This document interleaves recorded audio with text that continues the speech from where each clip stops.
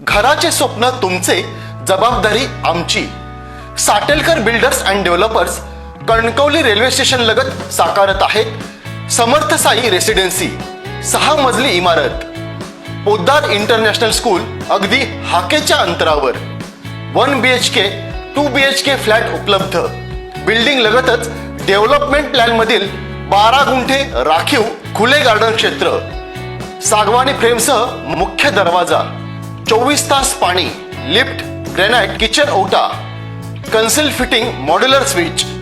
संपर्क 9420 73 94 18 आणि 8605 74 10 30. दुर्गमावळा प्रतिष्ठान आणि दुर्गरक्षक प्रतिष्ठान यांच्या संयुक्त विद्यमाने शिवकालीन शस्त्रांचे आणि इतिहासाचे विशेष प्रदर्शन आयोजित करण्यात आले. या उपक्रमाचे उद्दिष्ट विद्यार्थ्यांना शिवकालीन इतिहासाची प्रत्यक्ष ओळख करून देणे आणि त्यांच्यात इतिहासाविषयी आवड निर्माण करणे हे होते.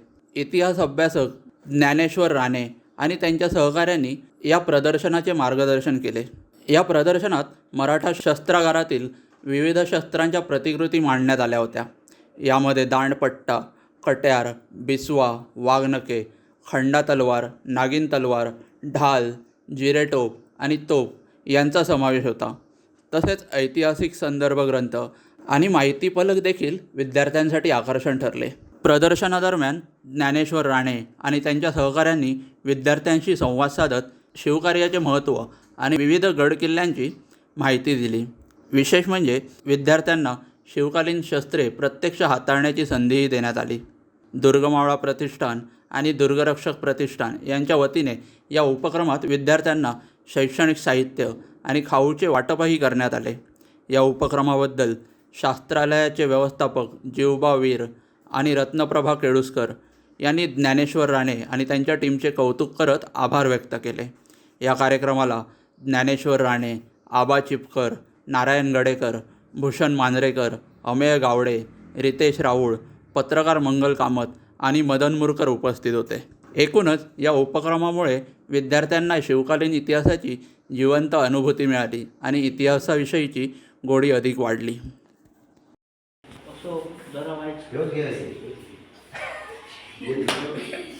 नाही आमका मुलांमधनं किती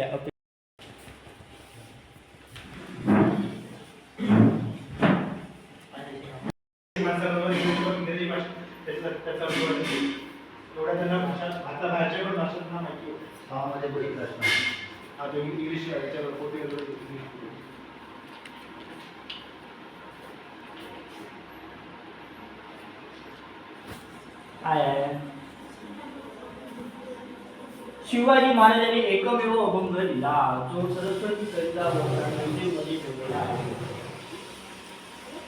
शिवाजीने पाण्याची किती आहे, एकंदरीत आढावा घेतलेला आहे.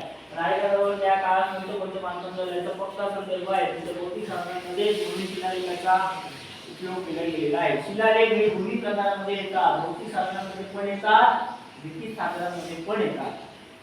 भौतिक साधनांमध्ये जो प्रकार केलेला आहे त्यामुळे तो घटक दोन्ही प्रकारामध्ये येतो. लिखित त्याचप्रमाणे चलन नाणी इकडे चलन आहे. प्रत्येक राजाची मोल वेगळी आहे, चलन वेगळं असतं. शिवाजी महाराजांनी 2 नाणी काढली. एक सोन्याचं कुठलं तांब्याचं पण काढलं होतं. तांब्याचं कुठलं होतं संस्कृत भाषेत दिलेले शिवभारव रवींद्र परमानंद यांनी लिहिलेले शिवभारव संस्कृत भाषेमध्ये लिहिलेलं आहे. त्याच्यामध्ये असंख्य संदर्भ आहे.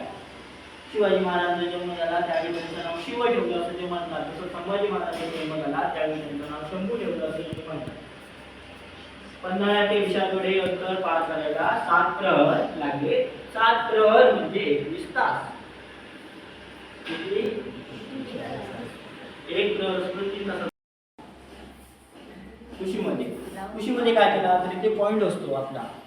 नक इथे घुसल्याबरोबर खान दचकला, खानाची मिठी सैल पडली आणि शिवाजी महाराज मिठीतून सुटली. नंतर काय घडलं तर महाराजांच्या कमरेला पट्ट्या होती. आता त्या बॅनरवर लावलेली आहे. तो बॅनर पुढे आणला तर दिसेल. हो, पुढे आण. मागून माती बसवली. खानाचं पोट फाडलं, खानाच्या आतड्या बाहेर आला, खान रडतोय दगा दगा दगा. तेवढ्या चांगल्याच्या बाहेर सय्यदपणा उभा होता. त्याने आवाज ऐकला की आतमध्ये काहीतरी झालंय. तो शिवाजी महाराजांवर वार करणार तेवढ्यातच जीवा महाराजांनी त्याचा हात इथून का उडवला. ज्यावेळेस तुम्ही दानपट्टा हातामध्ये घालणार त्यावेळी तुमच्या लक्षात येणार. तसाच खान आणि आपल्या आतमध्ये ढकलल्या, पोटामध्ये ढकलल्या, धावतोय ते पालखीत जाऊन बसलेला आहे. संभाजी गावजींनी दूरवर बघितले. महाराज की जय, धर्मवीर छत्रपती श्री संभाजी महाराज की जय, भारत माता की जय. नमस्कार, जय शिवराय. मी ज्ञानेश्वर राणे.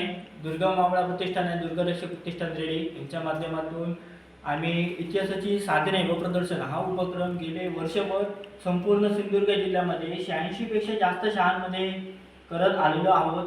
उद्या पण आम्ही सिंधुदुर्ग जिल्हा परिषद शाळेमध्ये आहोत.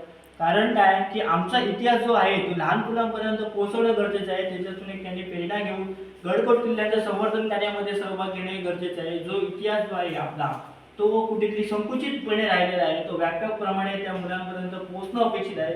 यासाठी पहिल्यांदाच आम्ही सिंधुदुर्गामध्ये प्रत्येक शाळांमधून इतिहासाची साधने व प्रदर्शन हा उपक्रम घेत आलेलो आहोत.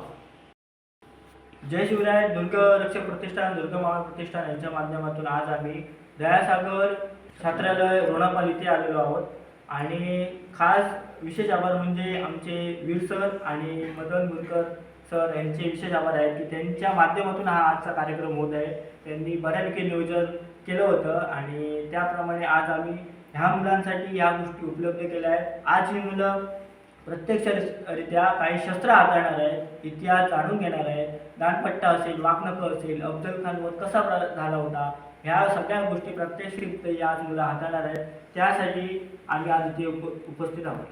ताज्या अपडेट्स आणि ताज्या बातम्यांसाठी आजच सबस्क्राईब करा आपला Sindhudurg digital news channel. Like करा, शेअर करा, कमेंट करा आणि महत्त्वाचं म्हणजे बेल आयकॉनला क्लिक करायला विसरू नका.